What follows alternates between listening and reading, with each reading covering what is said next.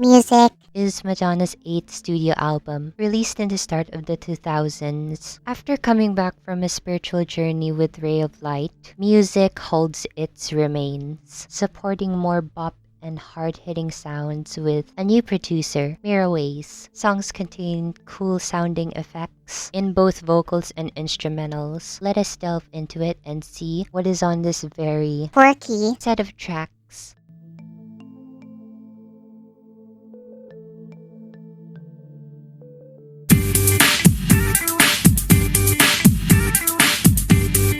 Music is the headline of the album. Lyrically, the premise of the song is simple. It emphasizes that music makes a union with the people without circumstance or class. I think this song's objective is to charm people to dance with its invitation and general idea of the premise. I really like this banger. It is very addicting to hear. The beat-heavy and club-ready effects are the strengths of the song. The lyrics are simple, but on the bright side, we focus more on the production. Bringing acid rock and boogie-woogie, it makes you feel the groove. The flow, transitions, and vocals work together in my opinion. I am surprised I appreciate it as much despite the song being released in the start of the 2000s. Honestly, a bop.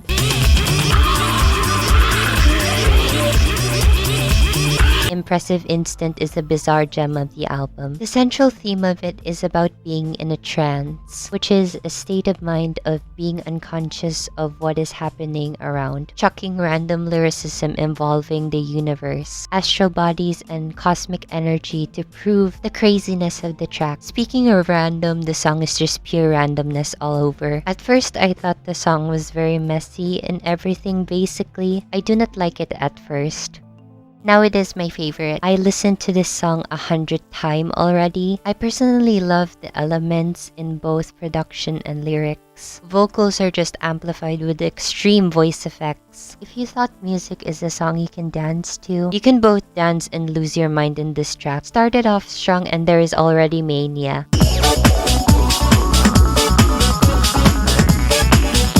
I appreciate the existence of Runaway Lover. It talks about, obviously, a lover who is just running away from their problems, leaving a trail of broken hearts and just disappointment with such a reputation. I think this is the only song that has a story. Listening to this one feels like running, escaping, or moving in a fast pace. It is intentional in a way, and it has like an essence of adrenaline. A perfect suggestion for workouts or joyriding. The production is very sonic, if you know what I mean. As I said before, it is like rushing, and the rapid effects are undeniably impressive. It can get repetitive, but other than that, it is still likable. Madonna's vocals are soft yet amplified a bit. I also think the song is underrated. I am very impressed with the various directions of sound, and the ending was stunning.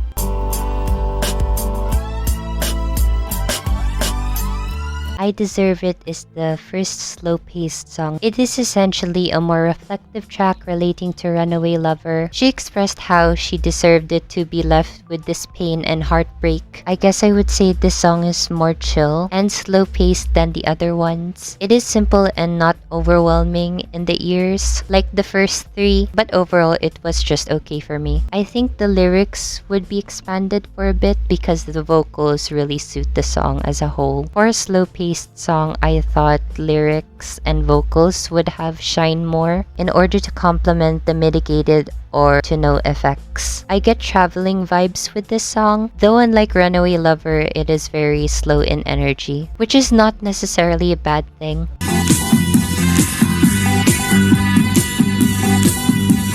Amazing is definitely quick.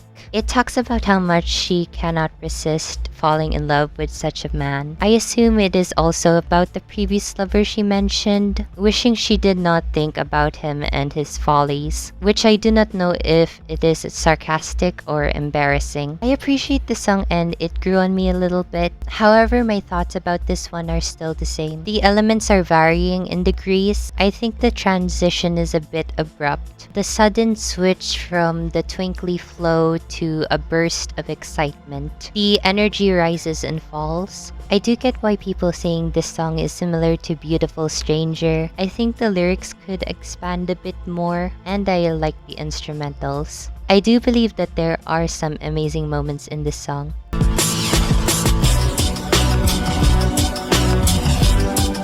Nobody's perfect is self-explanatory. The song is about being aware with one's mistakes and will try to do better things next time. I think it is about apologizing for something but still keeping the head high. It is about learning and reflecting with confidence and without sulk. What I do find about this song is that it is very clashing. Vocals are heavily amplified while the lyrics are seemingly genuine, making the track conflicted in terms of tone and purpose. I think I disliked it because vocoder does not really mix well with such a slow-paced song, particularly in this. I find some moments awkward, some moments are tolerable. The execution and delivery is what I could not get into. I like the latter part of this song, but overall I would skip this.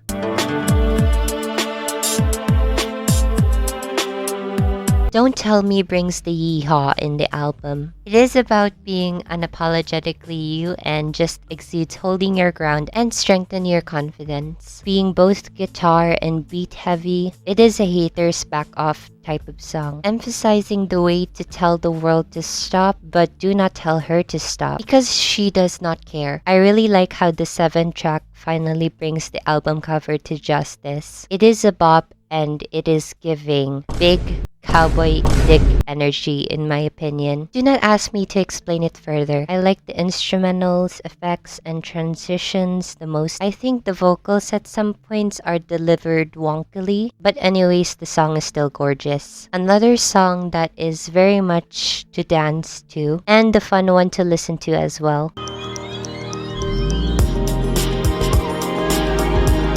What It Feels Like for a Girl is special. The title sets the message and asking the question, do you know what it feels like to be a girl in this world? Hinting empathy or perhaps and imparting the strengths and struggles for a woman. The way that there is a bit of feminism in this song, though it is showcased more dearly and understandingly. Actually, the song grew on me whenever I listened to it again, and I really loved it now. I could say it is cute because of the production and its tone. Her vocals are soft-spoken in this track, and I enjoyed it together with the wonderful and heavenly sounds. It is mesmerizing to hear with the words delivered like soft silk, figuratively of course. I do adore the overall composition of the song. Mainly the topic is also relevant.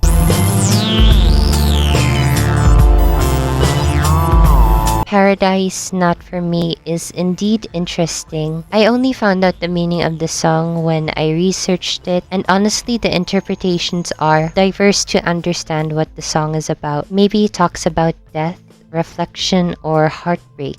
Then again, just basing with other people's opinions. Even though it is bizarre, Paradise is still a likable track. It is very scenic and introspective with its lyricism. Maybe I feel okay when the song goes on, and I felt that it is lengthy. I just cannot connect with this one, even though it is quite pleasing to the ears. Her vocals are like drops of water in the verses, but I wish the chorus would have the same treatment too. The production and lyrics are good. I think the voice effects are the ones that are throwing me off. I think the song personally for me would be much good if it was shorter.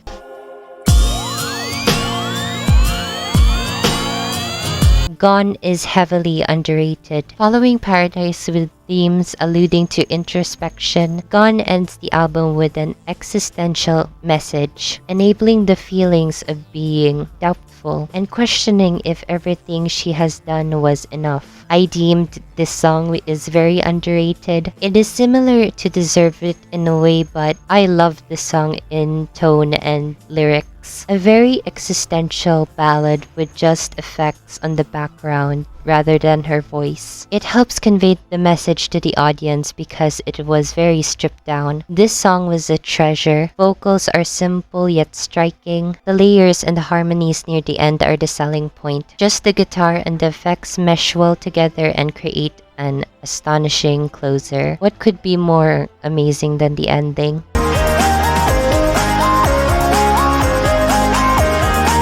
American Pie is Music's single cover. The song is originally from the singer Don McLean. It is a mourning folk song about the loss of innocence and the tribute to the late musicians he admired. The original went on about 8 minutes, but it was shortened in this version for about 4 minutes. Honestly, I do not really mind this cover at all, but I can also understand why people dislike it, pertaining on the opinions that I saw, due to the fact it does not really capture the original purpose of the song. Considering we already know the lyrics, her vocals are soft-spoken and atmospheric at the same time. The accompaniment of instrumentals is very pleasing to the ears. Question my taste, but I do like this as a cover.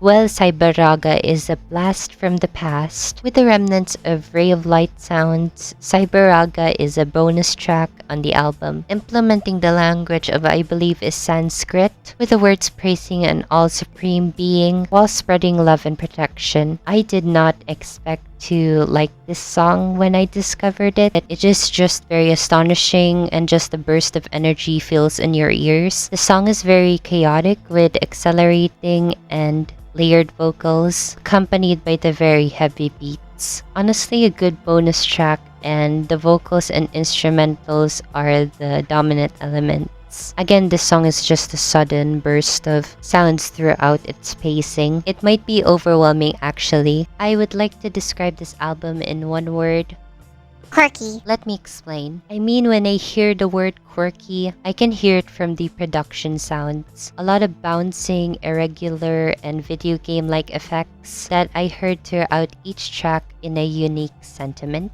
It is quite a roller coaster to comprehend to these various effects. The tone of the album is more goofy, bouncy, and somewhat experimental. On the first half, of course, the second half, we delve into more introspection and reflective thinking. At first listen, I did not like some of the songs, most of it actually, but I continued to appreciate it when I had given it another chance. Honestly, an enjoyable album. And now let me tell you my personal rankings.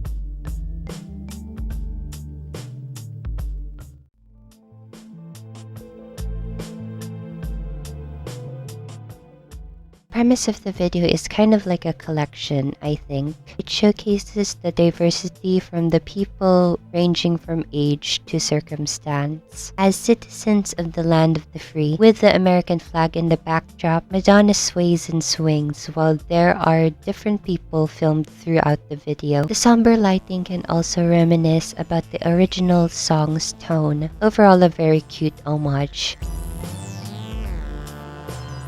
Of course, the iconic music is next. I believe music brings a variety of themes, with the seemingly pimp Madonna heading out to the club via fancy car. Sacha Baron Cohen played the role of Ali G, brought the impression at that time, partnered with a lot of ladies and cartoons. This is one of the most amusing music videos of hers.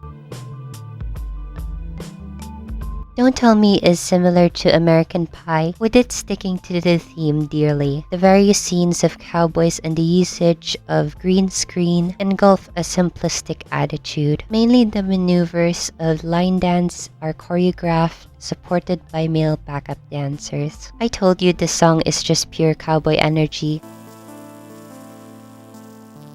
What it feels like for a girl is confusing in many directions. Madonna is some sort of fugitive and just causing havoc with a car, together with her partner in crime, an old lady, basically robbing and causing damage everywhere in a flash. Honestly, this is my least favorite one, and I much prefer the album version of this song. This era's music videos can range from cohesion to confusion. No wonder music is very known for its unpredictable nature in the album as well. I also love there is variety in the mix of the videos, and they might be kind of mediocre for me, but I think the music videos also contain the craze of that time. It is the notable start of the 2000s. I am sad though that Impressive Instant could have been the final single. I wonder what it would look like via video format. The Western ideal characters, particularly the common countryside cowboy, marks the idea of the album aesthetic. The style is in tone with the vibes of the album, mashed together with the supporting trends of the early 2000s. Pictures contain the farm or barn life, the stables, horses, and guitars to bring a character into life. Much like the sound of the album, the appearances are also consistent throughout, ranging from plaid or leather as main material, denim jeans, tank tops, huge belts and other variety of jewelry, and many cowboy hats. As a side note, I really love her hairstyles in this era. Madonna rocks shorter straight hair and the wavy blonde reaching down to the clavicle. Makeup also ranges from subtle to dark, particularly the darker shade of lipstick. Enough said, let me show my top 5 favorite looks of this era. I love this mainly of the vibrant red hat and the guitar. The black t-shirt also balances the look with a simplistic touch. Not too busy for a theme, but still is a very calm and collected fit. With the close-ups, minimal detail, and the bright blue sky, it is calming yet also energetic at the same time. In the Brixton Academy event, a black ensemble is in the view. The black type of jacket for the top and denim with a shiny belt for the bottom. Revealed later is a tank top with a then shiny choker for a perfect ratio. This is similar to her music outfit in the Drowned World tour. I believe it was performed at Detroit, and I just love how this screams 2000s while still having the album's signatures. I cannot express how I love this one fit. Actually, not only one, but she is actually giving us variety each time. I live for the rebellious nature of this look, literally adorned with metals and belts. The way she performed Impressive Instant in this just gives the song justice in my opinion. This is iconic and eye-catching to represent a quirky track list. Dressed in a blue cowboy outfit contrasts well with the dark and shadowed background. It seems though it feels like a dream looking at this image, and the outfit is amazing. A good choice to make this as an album cover for the start of a new era. This really encompasses music as a whole, maybe inspired to the image of a pimp. Madonna looks good with just gold and white. The appearance is just pure perfection with the jewelry, accentuating the popularity in every corner. I love the makeup as well, and the excess is just everywhere. In conclusion, what do I think of the work overall? The album is jumpy and lively to hear. I think there is a variety of sounds, though also being consistent throughout each song. Voice and synth effects help the cohesion of the work. I think guitar is the most dominant instrument to be heard in some songs. Genre is more beat-heavy and perfect for clubs and parties. Do not worry though, for there are also some Western-based tracks in the mix. The dominant element in the music is the production. The lyrics are quite simple and maybe repetitive, but the strength is cooperated with the production's effects, really focusing more on the music itself. Aesthetically, music promotes in the appearance of Western culture. There is a lot of cowboy hats, denims, and huge decked out belts to really bring the craze. At first, I did not like it, but I would think I would say this is my second favorite album of 2000s Madonna. I really love how quirky it is, which is not necessarily bad. The music reminds me currently of hyperpop, and it is interesting to see other songs like this. Just effects blasting your ears, if I do say so myself. That is all for my music era review, and I wanted to do another Madonna one because she has a lot of albums. Speaking of the devil, that is my hint. Continue to have a nice day, and I hope you enjoyed watching the video. See you in the next one.